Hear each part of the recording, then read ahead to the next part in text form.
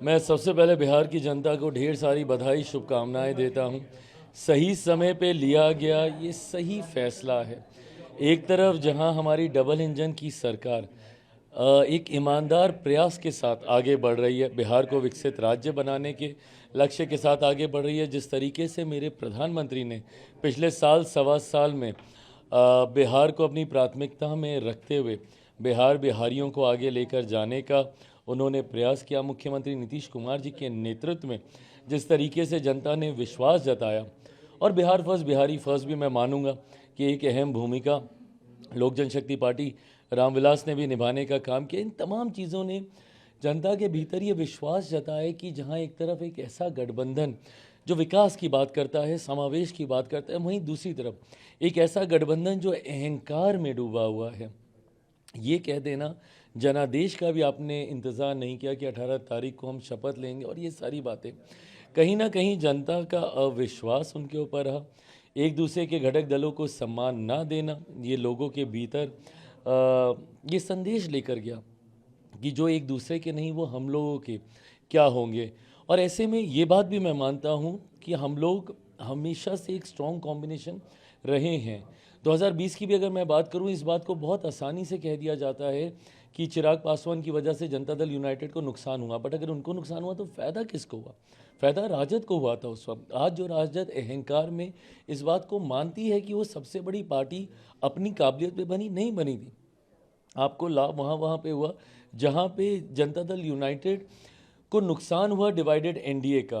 But आज की तारीख में जैसे ही एनडीए वापस यूनाइटेड हुआ, आपने देखा कि परिणाम क्या थे। मैंने तो 2020 में परिणामों के बाद भी ये कहा था कि अगर एनडीए यूनाइटेड रहता तो तब भी 2020 में भी शायद राजद 25 सीटों से ज़्यादा नहीं पार कर पाती।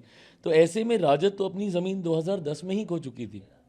2015 में मुख्यमंत्री नीतीश कुमार जी की वजह से राजद अस्तित्व में वापस लौटा।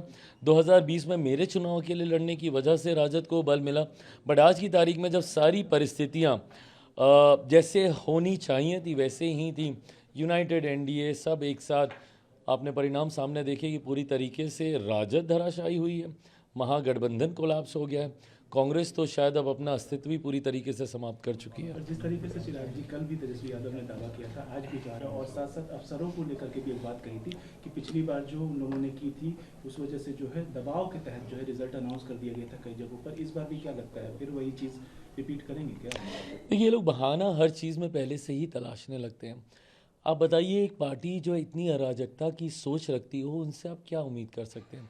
जिस तरीके से कल इनके द्वारा बयान दिए गए कि भारत में भी नेपाल, बांग्लादेश, श्रीलंका जैसा माहौल बना दिया जाएगा। कांग्रेस के वरिष्ठ नेता राहुल गांधी जी बार बार ये बात कहते रहते हैं कि जेनजी को देखना चाहिए, उनको भूमिका अपनी निभानी चाहिए। ये प्रोवोक करने वाली राजनीति कम से कम बिहारियों के संस्कारों में ये बातें नहीं हैं। तो ऐसे में हर बात पे बहाना ढूंढ लेना, अफसरों को दोष देने लगना, ईवीएम को दोष देने लगना, एसआईआर के ऊपर ये लोग ठीकरा फोड़ने का प्रयास करते हैं।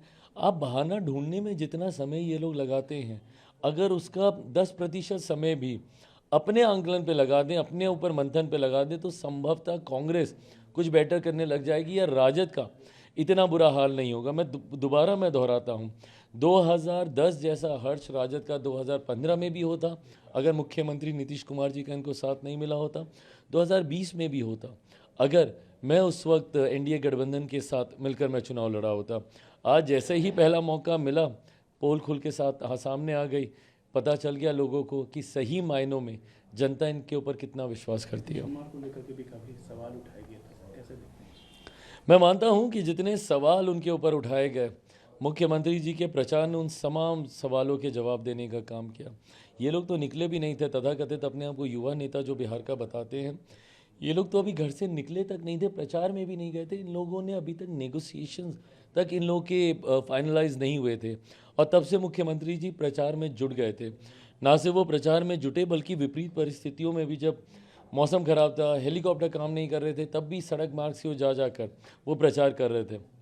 उनकी स्वास्थ्य को लेकर जितनी टिप्पणियां कही गई, देखिए बिहारी कभी भी ना व्यक्तिगत टिप्पणी या मर्यादा से नीचे जाकर टिप्पणियाँ कोई बिहारी बर्दाश्त नहीं करता, भले वो मुख्यमंत्री जी की सेहत को लेकर कही गई हों, भले वो प्रधानमंत्री जी की माँ को लेकर कही गई हों, भले पहले चौकीदार चोर है अब वोट चोरी कह के कही गई हों, या किसी भी मंच पे वो नाचने लगेंगे वोटों के लिए। ये तमाम बातें बिहारी संस्कारों में नहीं हैं। ऐसे में इस बात का नुकसान ही बार बार महागठबंधन को हुआ है और एक बार फिर हुआ है। आपकी जो है पार्टी की अच्छी खासी सीटें आई हैं, क्या आप चाहते हैं कि सरकार बने तो आपको जो है पोर्टफोलियो मिले या उप मुख्यमंत्री पोस्ट के लिए आप? देखिए 2024 में भी मुझसे पूछा गया था जब मेरा 100% स्ट्राइक रेट था कि क्या आप क्या चाहते हैं सरकार में। मैंने बस इतना कहा था कि एक बार फिर से मेरे प्रधानमंत्री देश के प्रधानमंत्री बने, वो तीसरी बार प्रधानमंत्री पद की शपथ ले, बस मेरी इच्छा इतनी ही है। ऐसे में मैं पुनः बस मैं ये कहूँगा कि एक डबल इंजन की सरकार, मेरे प्रधानमंत्री जी के सोच वाली सरकार, मुख्यमंत्री नीतीश कुमार जी के अनुभव वाली सरकार और चिराग पासवान के बिहार फर्स्ट बिहारी फर्स्ट की सरकार बने। जनता से जो वादे किए हैं उन वादों को हम लोग पूरा कर सकें, बस इस लक्ष्य के साथ आगे बढ़ रहा हूँ। सवाल है चिराग जी, 25 से 30 तो मुख्यमंत्री नीतीश कुमार हैं, लेकिन 30 से 35 क्या चिराग पासवान जी आ सकते हैं ऐसा मुख्यमंत्री? मैं 30 से 35 में चिराग पासवान की क्या भूमिका रहेगी, उस पड़ाव को पार करने से पहले 2029 का भी एक पड़ाव है। एक बार फिर से मुझे 2029 में मेरे मौजूदा प्रधानमंत्री आदरणीय नरेंद्र मोदी जी को देश का प्रधानमंत्री बनाना है, वो बड़ा लक्ष्य है। एक बार 2029 के लक्ष्य को, उस पड़ाव को हम लोग पार कर लें, फिर 30 की बात करेंगे।